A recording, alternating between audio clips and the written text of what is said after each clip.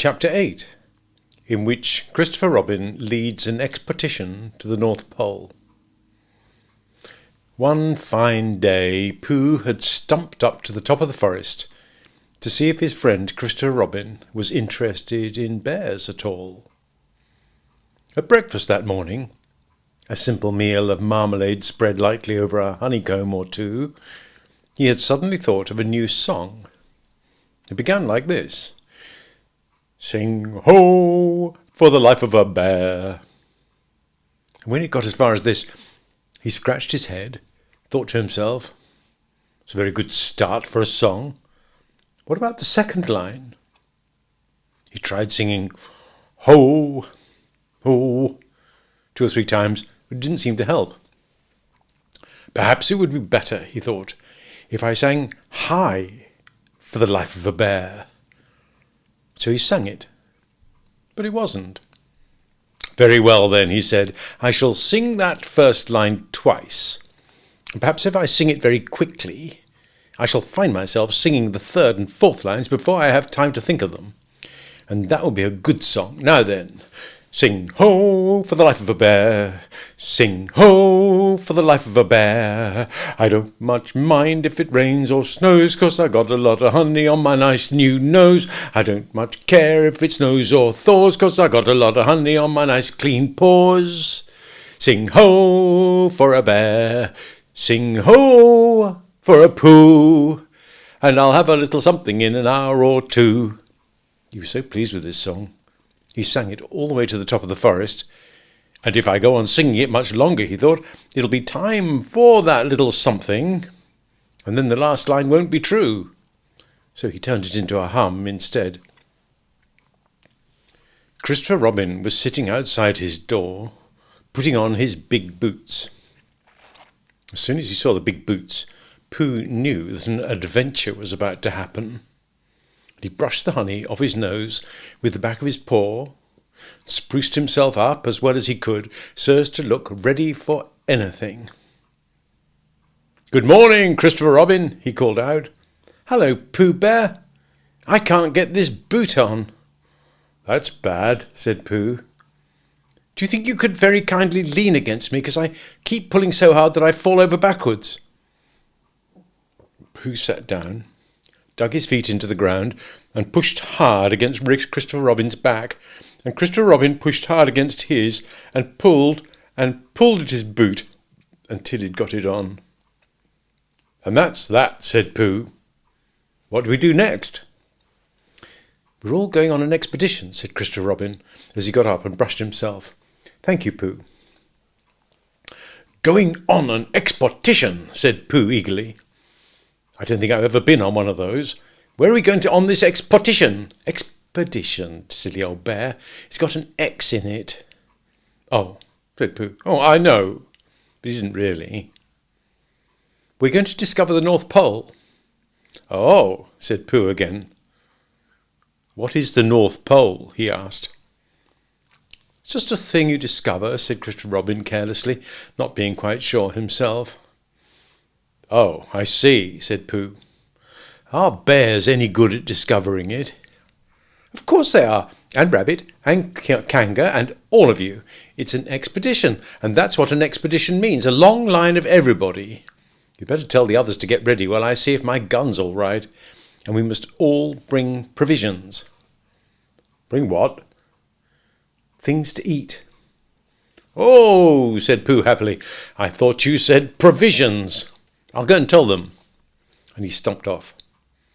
The first person he met was Rabbit. "Hello, Rabbit," he said. "Is that you?" "Let's pretend it isn't," said Rabbit, "and see what happens." "I've got a message for you." "I'll give it to him." "We're all going on an expedition with Christopher Robin." "What is it when we're on it?" "Sort of boat, I think," said Pooh. "Oh, that sort."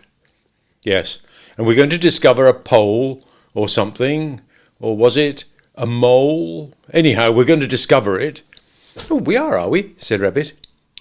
"Yes, and we've got to bring things to eat with us, in case we want to eat them. Now, I'm going down to Piglet's. Tell Kanga, will you?" He left Rabbit and hurried down to Piglet's house. The piglet was sitting on the ground at the door of his house, blowing happily at a dandelion, and wondering whether it would be this year, next year, sometime, or never. He'd just discovered that it would be never. He was trying to remember what it was, hoping it wasn't anything nice, when Pooh came up. "Oh, Piglet," said Pooh excitedly, "we're going on an expotition, all of us, with things to eat, to discover something." "To discover what?" said Piglet anxiously. "Oh, just something." "Nothing fierce?" Christopher Robin didn't say anything about fierce, he just said it had an X. "It isn't their necks I mind," said Piglet earnestly. "It's their teeth. But if Christopher Robin's coming, I don't mind anything." In a little while they were already at the top of the forest, and the expotition started. First came Christopher Robin and Rabbit, then Piglet and Pooh, then Kanga, with Roo in her pocket, and Owl, then Eeyore, and at the end, in a long line, all Rabbit's friends and relations. "I didn't ask them," explained Rabbit carelessly. "They just came. They always do. They can march at the end after Eeyore." "What I say," said Eeyore, "is that it's unsettling. I didn't want to come on this expo, what Pooh said. I only came to oblige. But here I am, and if I am the end of the expo, what we're talking about, then let me be the end. But if every time I want to sit down for a little rest, I have to brush away half a dozen of Rabbit's smaller friends and relations first, then this isn't an expo, or whatever it is, at all. It's simply a confused noise. That's what I say." "I see what Eeyore means," said Owl. "If you ask me—" "I'm not asking anybody," said Eeyore. "I'm just telling everybody. We can look for the North Pole, or we can play Here We Go gathering nuts and May with the end part of an ant's nest. It's all the same to me." There was a shout from the top of the line. "Come on!" called Christopher Robin. "Come on!" called Owl. "We're starting," said Rabbit. "I must go." And he hurried off to the front of the expedition with Christopher Robin. "All right," said Eeyore, "we're going. Only don't blame me." So off they all went to discover the pole, and as they walked, they chatted to each other of this and that, all except Pooh, who was making up a song. "This is the first verse," he said to Piglet, when he was ready with it. First verse of what?" "My song." "What song?" "This one." "Which one?" "Well, if you listen, Piglet, you'll hear it." "How do you know I'm not listening?" Pooh couldn't answer that one, so he began to sing. "They all went off to discover the pole, Owl and Piglet and Rabbit and all. It's a thing you discover, as I've been told, by Owl and Piglet and Rabbit and all. Eeyore, Christopher, Robin and Pooh, and Rabbit's relations all went too. And where the pole was, none of them knew. Sing hey for Owl and Rabbit and all." "Hush," said Christopher Robin, turning round to Pooh. "We're just coming to a dangerous place." "Hush," said Pooh, turning round quickly to Piglet. "Hush," said Piglet to Kanga. "Hush," said Kanga to Owl, while Roo said hush, hush, hush, hush, hush, hush several times to himself very quietly. "Hush," said Owl to Eeyore. "Hush," said Eeyore in a terrible voice to all Rabbit's friends and relations, and "Hush," they said hastily to each other all down the line, until it got to the last one of all. And the last and smallest friend and relation was so upset to find that the whole expedition was saying "hush" to him that he buried himself head downwards in a crack in the ground, stayed there for 2 days until the danger was over, and then went home in a great hurry and lived quietly with his aunt ever afterwards. His name was Alexander Beetle. They'd come to a stream which twisted and tumbled between high rocky banks, and Christopher Robin saw at once how dangerous it was. "It's just the place," he explained, "for an ambush." "What sort of bush?" whispered Pooh to Piglet. A gorse bush? My dear Pooh, said Owl in his superior way, don't you know what an ambush is? Owl, said Piglet, looking round at him severely, Pooh's whisper was a perfectly private whisper, and there's no need— An ambush, said Owl, is a sort of surprise. So is a gorse bush sometimes, said Pooh. An ambush, as I was about to explain to Pooh, said Piglet, is a sort of surprise. If people jump out at you suddenly, that's an ambush, said Owl. It's an ambush, Pooh, when people jump out at you suddenly, explained Piglet. Pooh, who now knew what an ambush was, said that a gorse bush had sprung at him suddenly one day when he fell off a tree, and he had taken 6 days to get all the prickles out of himself. We're not talking about gorse bushes, said Owl a little crossly. I am, said Pooh. They were climbing very cautiously up the stream now, going from rock to rock, and after they'd gone a little way they came to a place where the banks widened out on each side, so that on each side of the water there was a level strip of grass on which they could sit down and rest. As soon as he saw this, Christopher Robin called, "Halt!" and they all sat down and rested. I think, said Christopher Robin, that we ought to eat all our provisions now, so that we shan't have so much to carry. Eat all our what? Said Pooh. All that we've brought, said Piglet, getting to work. That's a good idea, said Pooh, and he got to work too. Have you all got something? Asked Christopher Robin, with his mouth full. All except me, said Eeyore, as usual. He looked round at them in his melancholy way. I suppose none of you are sitting on a thistle by any chance? I believe I am, said Pooh. Ow! He got up and looked behind him. Yes, I was. I thought so. Thank you, Pooh, if you've quite finished with it. He moved across to Pooh's place and began to eat. It doesn't do them any good, you know, sitting on them, he went on, as he looked up, munching. Takes all the life out of them. Remember that another time, all of you. A little consideration, a little thought for others makes all the difference. As soon as he had finished his lunch, Christopher Robin whispered to Rabbit. Rabbit said, Yes, yes, of course, and they walked a little way up the stream together. I didn't want the others to hear, said Christopher Robin. Quite so, said Rabbit, looking important. I wondered, it's only— Rabbit, I suppose you don't know what the North Pole looks like? Well, said Rabbit, stroking his whiskers, now you're asking me. I did know once, only I've sort of forgotten, said Christopher Robin carelessly. It's a funny thing, said Rabbit, but I've sort of forgotten too, although I did know once. I suppose it's just a pole stuck in the ground. Sure to be a pole, said Rabbit, because of calling it a pole. And if it's a pole, well, I should think it'd be sticking in the ground, shouldn't you? Because there'd be nowhere else to stick it.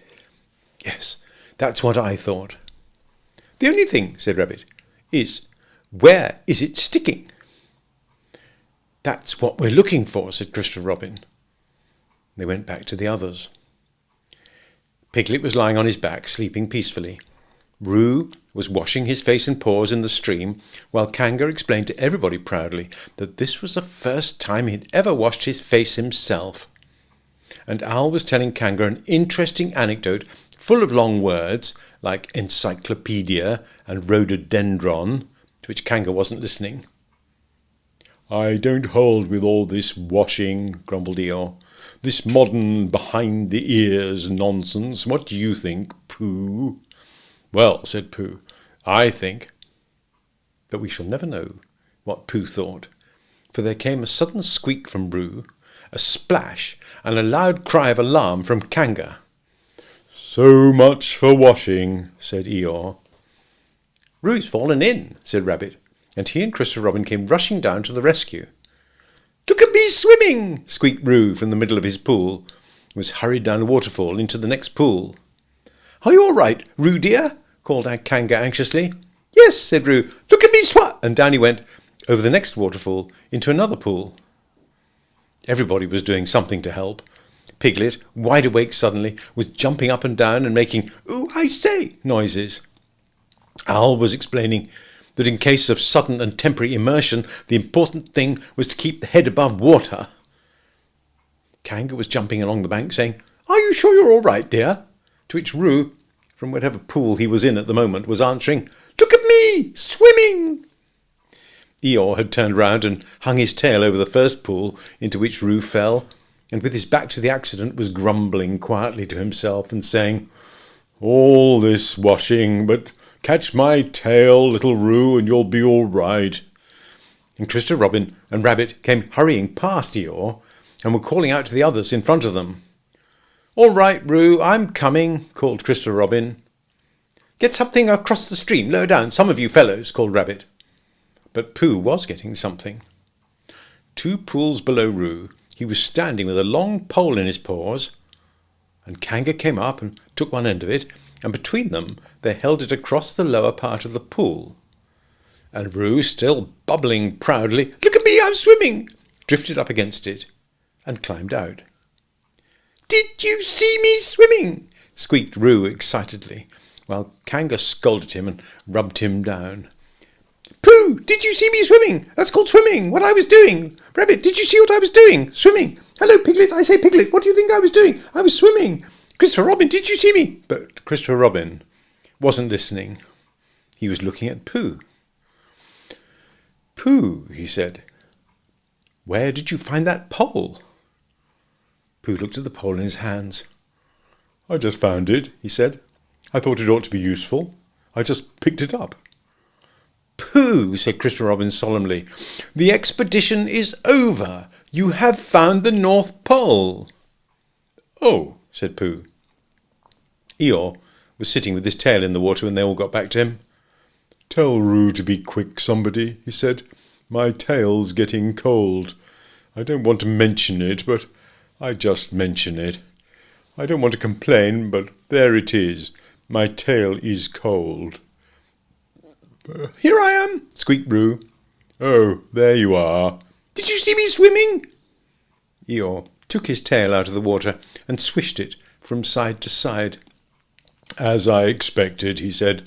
"Lost all feeling. Numbed it. That's what it's done. Numbed it. Well, as long as nobody minds, I suppose it's all right." "Poor old Eeyore. I'll dry it for you," said Christopher Robin, and he took out his handkerchief and rubbed it. "Thank you, Christopher Robin. You're the only one who seems to understand about tails. They don't think. That's what's the matter with some of these others. They've no imagination. A tail isn't a tail to them, it's just a little bit extra at the back." "Never mind, Eeyore," said Christopher Robin, rubbing his hardest. "Is that better?" "It's feeling a bit more like a tail, perhaps. It belongs again, if you know what I mean." "Hello, Eeyore," said Pooh, coming up to them with his pole. "Hello, Pooh. Thank you for asking, but I shall be able to use it again in a day or 2. "Use what?" said Pooh. "What we're talking about." "I wasn't talking about anything," said Pooh, looking puzzled. "My mistake again. I thought you were saying how sorry you were about my tail being all numb, and could you do anything to help?" "No," said Pooh. "That wasn't me," he said. He thought for a little and then suggested helpfully, "Perhaps it was somebody else." "Well, thank him for me when you see him." Pooh looked anxiously at Christopher Robin. "Pooh's found the North Pole," said Christopher Robin. "Isn't that lovely?" Pooh looked modestly down. "Is that it?" said Eeyore. "Yes," said Christopher Robin. "Is that what we were looking for?" "Yes," said Pooh. "Oh," said Eeyore. "Well, anyhow, it didn't rain," he said. They stuck the pole in the ground, and Christopher Robin tied a message onto it. "North Pole discovered by Pooh. Pooh found it." Then they all went home again, and I think, but I'm not quite sure, that Roo had a hot bath and went straight to bed. But Pooh went back to his own house and feeling very proud of what he had done, had a little something to revive himself.